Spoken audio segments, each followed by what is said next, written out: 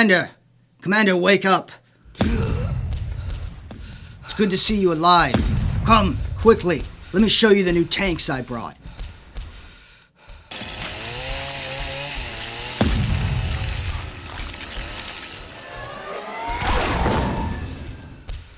Jump inside. I can't wait to show you this, Rogal Dorn.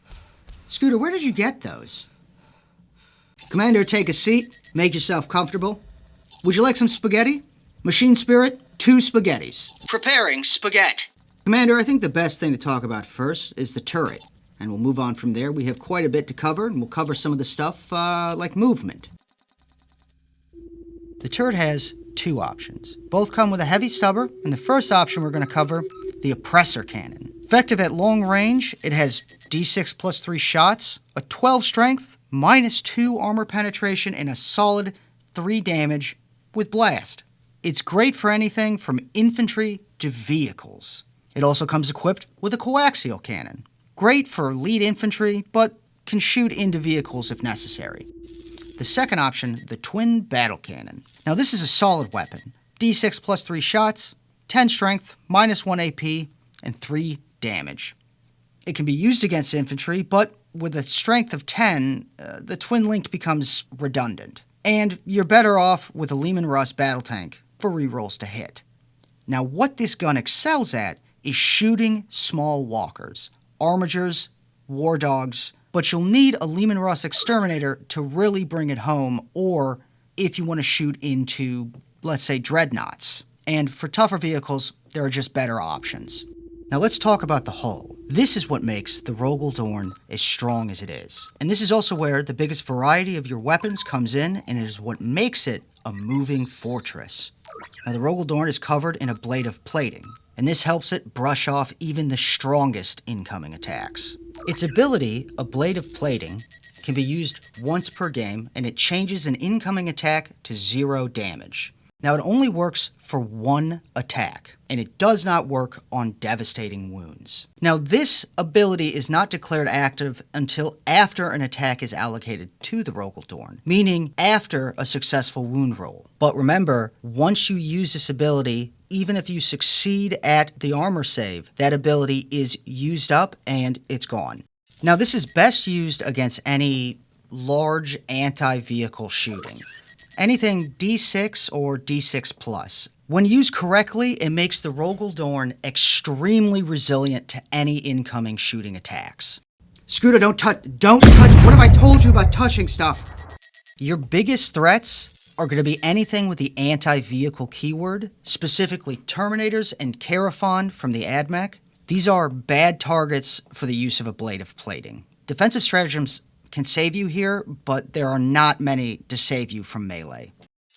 One of the strongest units that can be attached with the Rogal Dorn is the Engine Seer. With its ability to give this a 4+ invulnerable save and heal it D3 in the command phase, it increases the survivability of the Rogal Dorn to ridiculous amounts, and it makes it almost impossible to take down in anything less than 2 turns. Now, let's talk about the hull weapons. This is really what's going to give the Rogal Dorn its variety. And let me give you an example of 3 different ways that this can be outfitted. The first one we're going to talk about is an anti-infantry build. And on your sponsons, you're going to put heavy bolters. On the front hull weapon, the Cascadator Gatling Cannon. Followed last by the secondary hull weapons, where you're going to put stubbers.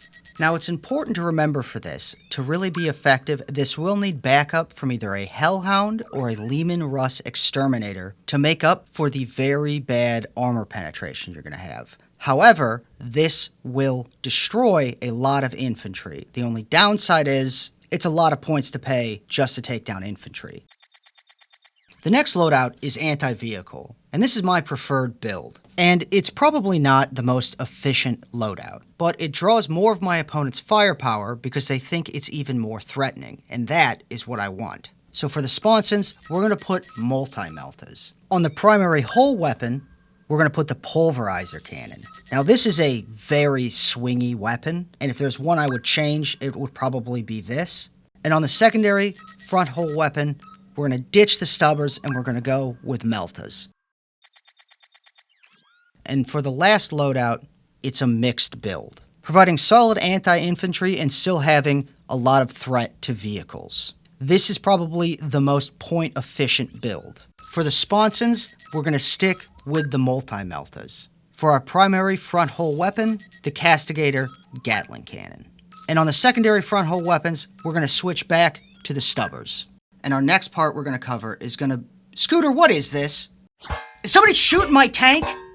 Oh, I'm going out. Come over here. No, I'm not coming out. You come over here. I'm right... Oh. Scooter, get in the Stubber. No.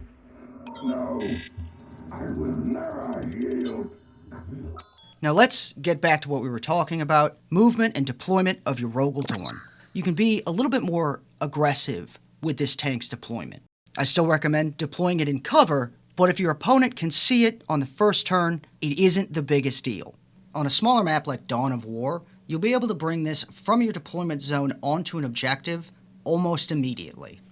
You'll be able to bring an Engine Seer with you, still granting the 4+ invulnerable save on the command phase. Then the Engine Seer can advance with you and will only need a 2+ to be able to keep up with the tank. I do recommend you try to advance the Engine Seer before you move the Rogal Dorn. And if you can't get directly on to the objective right away, it's okay.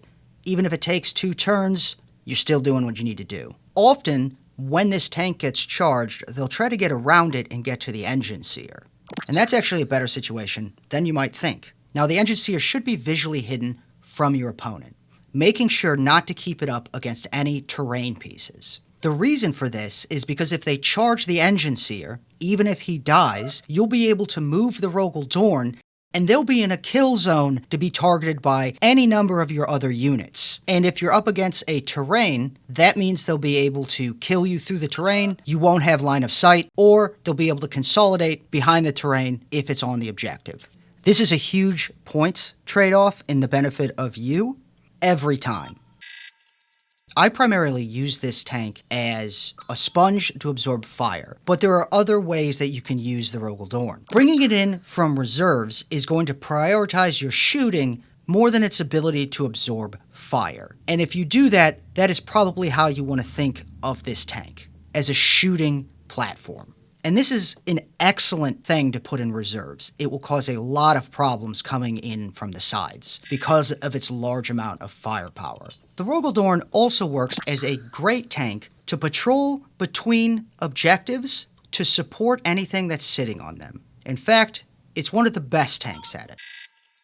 Commander, let's take a moment and talk about your personal vehicle. Now, the only difference between that is you do not have a blade of plating. Instead, you'll be able to reroll 1 hit roll, 1 wound roll, and 1 damage roll, which is pretty powerful, and you're probably going to want to put it on one of your multi-meltas or your main turret weapon. It also means that your best position is going to be patrolling behind objectives, supporting whatever's on them, allowing you to stay within 12 inches to give orders, which you can give 2 of, and stay out of range of your opponent's fire because you're going to be a main target for it as a commander.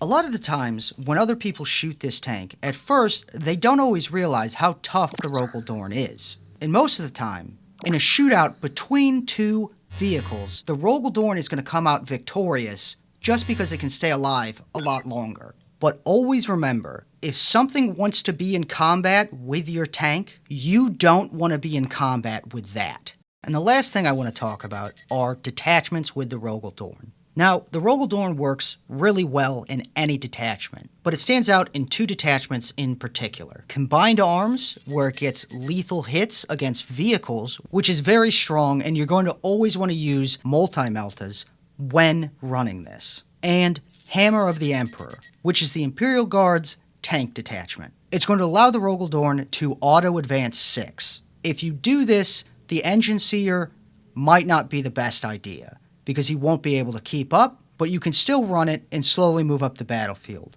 One of the great things about Hammer of the Emperor and the Rogal Dorn is that it really benefits this tank more than others, allowing it to advance and shoot with Blazing Advance, fall back and shoot with Tactical Withdraw, and with a Blade of Plating, the stratagem, not to be confused with the ability, -1 damage to any shooting attacks incoming, which is great, especially against things like Plasma.